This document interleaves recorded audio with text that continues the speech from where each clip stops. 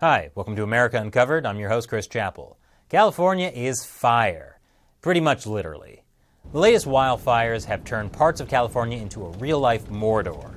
Over 80 people have been killed, hundreds are missing, and over 400 square miles have turned to ash.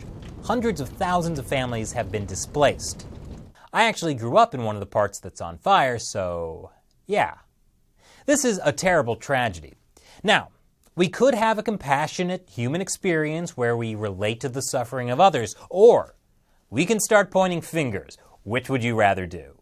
President Trump ignited a fire of his own when he tweeted that gross mismanagement of the forests were to blame. California Governor Jerry Brown's office responded by saying the president's tweets were inane and uninformed and blamed the fires on climate change. This is not the new normal. This is the new abnormal. So, who's right? President Trump or Governor Jerry Brown? Turns out, they're both right. So now, no one can be offended. What's that, Shelley? Oh, that just means everyone is offended. Great. So, California is highly flammable. In fact, according to Randy Spivak of the Center for Biological Diversity, fires are a part of its healthy ecosystem. These areas have always burned, and they'll burn again. Anyone who thinks we can fireproof these wild areas is mistaken. Take the common California plant biome called chaparral. It benefits by being flammable to help spread its seeds. California is also home to a lot of non-native species, like eucalyptus trees from Australia, which secrete flammable oils, which is why eucalyptus trees are sometimes called gasoline trees. Thanks, Australia. As if giving us Russell Crowe singing wasn't bad enough. 5 years for what you did. The rest because you tried to run. Yes, 24601. Now that's a gasoline tree. Anyway, in the olden days, California fires would periodically break out because of lightning strikes or Native Americans who would do controlled burns. Nowadays, they're usually caused by people being careless, like throwing a cigarette butt into the woods or grilling artisanal hot dogs from Whole Foods with dry brush around. There are two groups responsible for forests and fire protection in California: CAL FIRE, the California State Organization, and the Federal U.S. Forest Service. Since these smaller controlled burns don't happen so much anymore, that's led to overgrowth. According to a forestry and wildfire expert who spoke to the San Francisco Chronicle, a healthy forest should have between 60 and 80 trees per acre. Except when he studied the area where the Paradise Fire started, it was closer to 2,000 trees per acre, and that was a decade ago. Part of the problem, ironically, has been legislation to protect and preserve forests and wild spaces, for instance, by limiting logging or other forms of active management. In fact, this report from 2005 by the Western Governors Association says, over time, the fire-prone forests that were not thinned burn in uncharacteristically destructive wildfires, and the resulting loss of forest carbon is much greater than would occur if the forest had been thinned before fire moved through. In the long term, leaving forests overgrown and prone to unnaturally destructive wildfires means there will be significantly less biomass on the ground and more greenhouse gases in the atmosphere. And, according to the U.S. Department of Agriculture, years of fire suppression and other management practices have resulted in increased undergrowth and tree density, creating high fuel levels that have in turn contributed to high-intensity fires. And that's why even Governor Jerry Brown, whom ABC describes as a climate change evangelist, proposed legislation that would make logging easier. Private landowners would be able to cut down bigger trees over a bigger area without first having to get a permit, and build roads through forested areas. It basically cuts red tape, making it easier for people to make money off thinning out forests and wild spaces.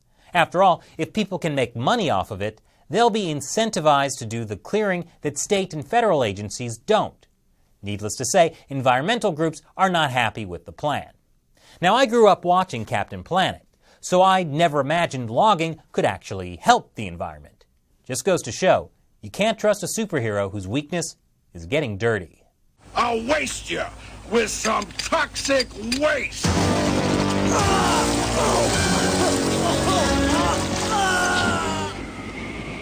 So Trump is at least partially correct that mismanagement of forests and wild spaces is responsible. But what about Governor Brown's claim that climate change is the real culprit? Well, it is true that wetter winters create more growth, and then all that excess growth becomes fuel when it dries out in hotter, drier summers. But here's something surprising. According to data from CAL FIRE, the number of wildfires has actually been decreasing, by half in fact over the last 30 years. According to University of Washington climatologist Cliff Mass, there is a lot of misinformation going around in the media, some environmental advocacy groups, and some politicians. The story can't be simply that warming is increasing the numbers of wildfires in California because the number of fires is declining. But one of the consequences of fewer fires might be that the ones that do happen are larger. According to CAL FIRE, 16 out of 20 of the largest fires happened in the past 2 decades.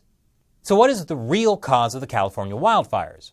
Well, you'll have to ask our old pal, Smokey Bear. So the next time you're in the forest, be extra careful, okay? If you knew it was me, would you have listened? Ah, burn it! Burn it with fire! Ugh. Smokey, don't you ever do that again. Look, I was talking about the classic Smokey Bear public service message, only you can prevent forest fires, which is much better than the previous mascots of forest fire prevention, Adolf Hitler, and racist Japanese stereotype. Anyway, while wildfires are declining, the damage is increasing. 9 of the 10 most expensive fires in California history occurred in the past 20 years. And that's because more and more people are moving into areas where wildfires are a threat. In 1940, there were just over 600,000 homes in the western U.S. threatened by wildfires. By 2010, it was 6.7 million, a more than tenfold increase. About 1/3 of Californians live in areas where homes commingle with wildlands, called the wildland-urban interface. The definition is broad. It includes, for example, the entire city of Chico. As if there weren't enough reasons not to live in Chico, now you can add fire danger to the list. Homes in Chico and other places commingled with wildlands are not only more difficult to access by firefighters, they're also harder to evacuate. And that's what makes today's wildfires so deadly, even if the total number of wildfires is on the decline. With more people living next to forests and wild spaces, that also makes it harder for authorities to perform controlled burns, which would go a long way in preventing a megafire like we're seeing now.